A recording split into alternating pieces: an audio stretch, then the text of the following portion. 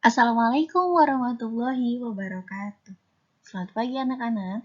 Hari ini kita akan belajar tematik 5 muatan IPS. Selamat belajar. Nah, pembelajaran IPS di tematik 5 kali ini kita masih membahas tentang posisi dan peran Indonesia di berbagai bidang dalam kerjasama dengan berbagai negara di ASEAN. Dalam bidang ekonomi, perannya banyak ya Indonesia, misalnya melakukan promosi dalam bidang pariwisata dan perdagangan, kemudian menyediakan cadangan pangan itu bahan makanan, kemudian menyelenggarakan proyek industri dan membuat kawasan perdagangan bebas atau ASEAN Free Trade Area atau AFTA. Jadi perdagangan bebas antar negara-negara ASEAN. Jadi dalam kegiatan itu atau dalam event itu Indonesia ikut bergabung. Kita merupakan bentuk kerjasama negara ASEAN di bidang ekonomi, kan namanya juga ASEAN Free Trade Area. Ya, jadi perdagangan bebas antar negara-negara ASEAN. Kerjasama tersebut merupakan pengelolaan produk-produk lokal yang ada di negara ASEAN. Bagi Indonesia, kerjasama tersebut dapat meningkatkan pendapatan negara dan mengurangi pengangguran. Karena dengan adanya perdagangan bebas tersebut, otomatis pekerja-pekerja Indonesia atau masyarakat Indonesia banyak mendapat orderan, banyak mendapat pekerjaan sehingga dapat mengurangi jumlah pengangguran. Nah, ini di sini ada beberapa contoh kegiatan yang dilakukan oleh Indonesia dalam kerjasamanya di bidang ekonomi. Pertama, pertukaran sandang. Indonesia menjual batik-batik buatan perajin Indonesia ke negara-negara di ASEAN. Sandang itu pakaian. Ingat kebutuhan pokok manusia itu ada sandang, pangan, dan papan. Kalau bertukar itu berarti saling kan, tidak hanya dari Indonesia ke negara luar, tapi negara luar pun ada yang masuk ke Indonesia. Nanti kita bahas.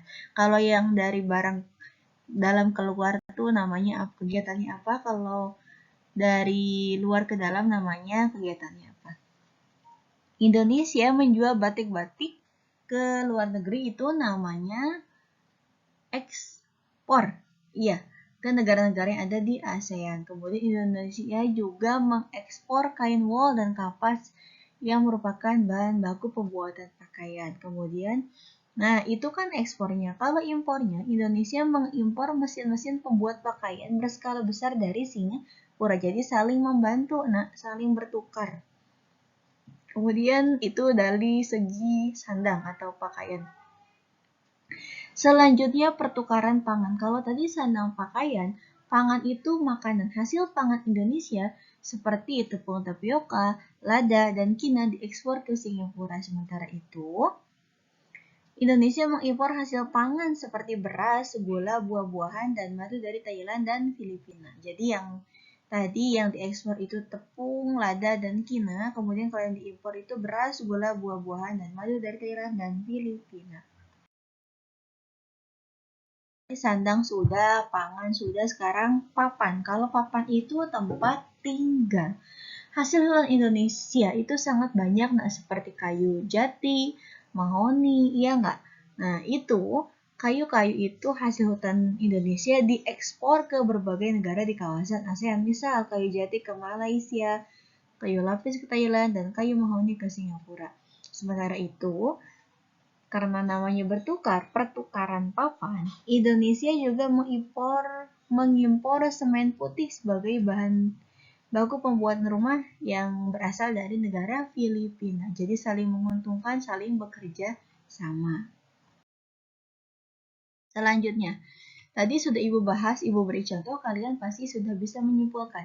Ekspor adalah kegiatan mengirim atau menjual hasil produksi dalam negeri ke pasar luar negeri. Jadi dari dalam keluar, itu namanya ekspor. Kalau impor adalah kegiatan mendatangkan atau membeli suatu barang dari luar negeri. Kalau tadi dari dalam negeri ke luar negeri namanya ekspor, kalau dari luar negeri ke dalam negeri namanya impor, ya, jangan terbalik. Nah, sekarang kalian lihat ada gambar seseorang Ibu sedang menjahit. Kira-kira yang sekiranya bisa diimpor dari gambar ini barang apa? Barang apanya, nak? Iya, mesinnya, alat produksinya itu bisa saja diimpor dari luar negeri. Seperti itu ya. Itu hanya contoh ilustrasi saja. Komoditas ekspor dan impor di Indonesia. Indonesia itu banyak memiliki peran yang penting dalam kegiatan ekspor dan impor di kawasan ASEAN. Indonesia juga memiliki sumber daya alam yang melimpah, makanya banyak mengekspor ke berbagai negara yang ada di kawasan ASEAN. Misalnya dari sektor pertanian, perkebunan, kehutanan, peternakan, perikanan, pertambangan, dan industri. Di sini ada komoditas ekspor Indonesia. Contohnya ada apa aja, Bu, hasil industri? Misalnya semen, tekstil, dan kain batik yang diekspor ke luar negeri. Kemudian ada lagi hasil pertanian dan perkebunan. Karena Indonesia adalah negara yang kaya akan pertanian dan perkebunan, sehingga disebut negara agraris. Contoh hasilnya apa, Bu? Kacang kedelai, coklat, lada, jagung, kelapa sawit, dan lain sebagainya. Kemudian hasil hutan, kayak tadi sudah dibahas, jati, mahoni, kemudian rotan, dan damar. Lainnya lagi hasil peternakan dan perikanan, misalnya daging kemasan, udang, ikan laut, dan mutiara. Kemudian hasil pertambangan seperti minyak gas, dan yang non-migas, batu bara, logam, perak, besi, timah, dan nikel.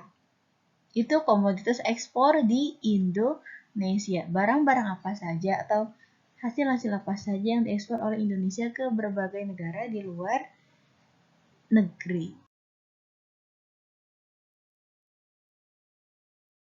Impor.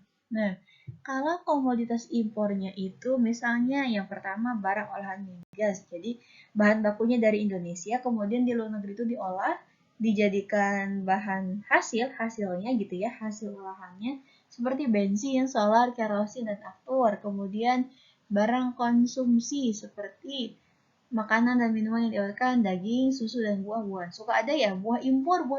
Nah, itu berarti buahnya bukan dari Indonesia, itu buahnya didatangkan dari luar negeri. Kemudian barang industri seperti mesin pembangkit tenaga listrik, alat telekomunikasi, alat transportasi, dan mesin industri.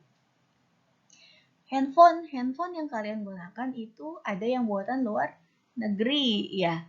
Terus alat transportasi juga sama. Meskipun ininya di Indonesia, tapi sebenarnya olahannya adalah olahan luar negeri, tapi tidak semua. Kemudian bahan baku seperti bahan baku industri pangan dan minuman, suku cadang mesin, dan bahan kimia untuk keperluan bahan industri lainnya.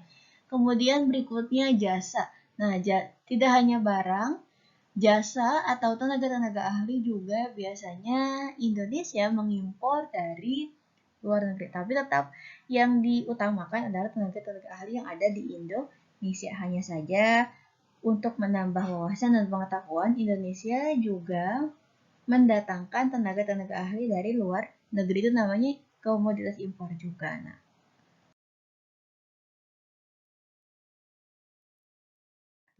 berikutnya posisi dan peran Indonesia di bidang ketenaga kerjaan dalam lingkup ASEAN. Contohnya, negara ASEAN telah menyepakati terbentuknya masyarakat ekonomi ASEAN. Dengan dibentuknya MAEA ini, diharapkan dapat menjaga keseimbangan perekonomian di wilayah ASEAN sehingga negara-negara di ASEAN itu makmur. Ya, masyarakat-masyarakatnya makmur. Mudah-mudahan dengan adanya kerjasama ini, Indonesia menjadi negara yang sejahtera.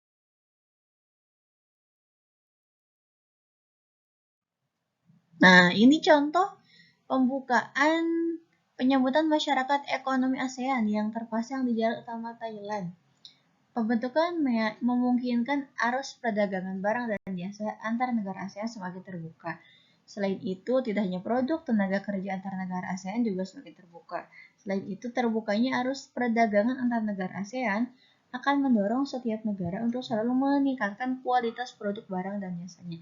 Otomatis, misal, kita mau mengekspor barang ke luar negeri. Otomatis, kualitas barang kita pun ditingkatkan supaya dapat diterima oleh masyarakat luar negeri. Seperti itu, nah. Upaya pemerintah meningkatkan kualitas tenaga kerja Indonesia. Pertama, tentunya meningkatkan kualitas pendidikannya. Kemudian mengadakan pelatihan. Lalu memberikan bekal keterampilan. Kemudian memilih calon tenaga kerja yang memenuhi persyaratan. Dan selanjutnya meningkatkan jumlah tenaga kerja yang terampil. Supaya apa? Supaya dapat bersaing dengan tenaga-tenaga ahli yang berasal dari luar negeri. Berikutnya, evaluasi. Nah, alhamdulillah pembelajaran hari ini IPS sudah selesai penjelasan materinya. Mohon maaf kalau Ibu terlalu cepat berbicaranya. Untuk tugasnya, kalian bisa kerjakan langsung di Google Form yang ada pada Google Classroom. Tapi ingat harus disimak dulu videonya, terus dibaca-baca buku tematiknya. Minggu depan kita masih, seperti yang selalu Ibu sebutkan, minggu depan kita masih belajar pengetahuan, pendalaman materinya lagi ya. Cukup sekian. Kalau ada pertanyaan silakan nanti langsung disampaikan. Terima kasih. Assalamualaikum warahmatullahi wabarakatuh.